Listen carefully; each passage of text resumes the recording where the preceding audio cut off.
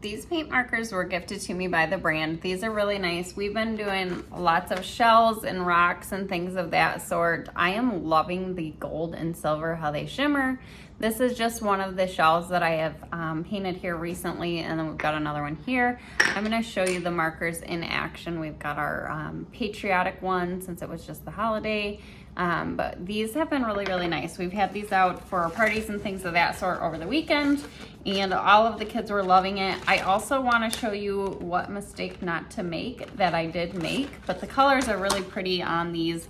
I've just got another shell here to paint. Now with the paint markers, there is the fine tip here, and then we've also got the paint brush type tip here. So two different options. I have liked the paintbrush tip better than the fine tip. The one mistake that I did make is I pushed it in. So typically with these types of markers, to get them going or to have more ink flow through to them, you push them down, you kind of pump that tip. These, however, just stick in. So do not make that mistake or you'll regret it, because now that end of this brush does not work. Unfortunately, I wasn't able to pull it out. It was kind of running just a little bit dry when I was coloring one of the shells. So I thought, oh, I'll pump the color. And that, of course, was a mistake. So lesson learned. Fortunately, I just did it to one of the brushes. So the rest of our 24 colors here are still working fantastically. We've used these a lot, like I said, over the holiday weekend with a lot of kids over and things of that sort. But they just color on nice and smooth here. We do want to make sure to protect whatever counter or we were coloring out on the deck, anything like that, with like a piece of paper or something under it when the kids are involved, because it does take a little bit of elbow grease to wash it off of the surface, because it is not meant to wash off. So you just want to be careful there. It comes right off your like hands and body if you do get it on your hands, just with a little soap and water. So that's no big deal.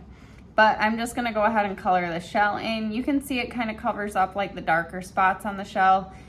Certain colors will cover different things, of course, better or worse. So you'll wanna pick your rocks and your shells accordingly. So I've got my pink there as my base color, and then I'm gonna go ahead and add just, let's go with the silver because I really love the silver. And we'll add like a little bit of a green color. So I let the first color dry before moving on to the next color, and then I will add in my next color. So for this one, I'll just go ahead and do some lines. We're gonna put the green right over top of the pink here, and it will layer. Of course, you wanna select your colors carefully to make sure that everything is gonna work. We've tested on a few different rocks and shells and things of that sort.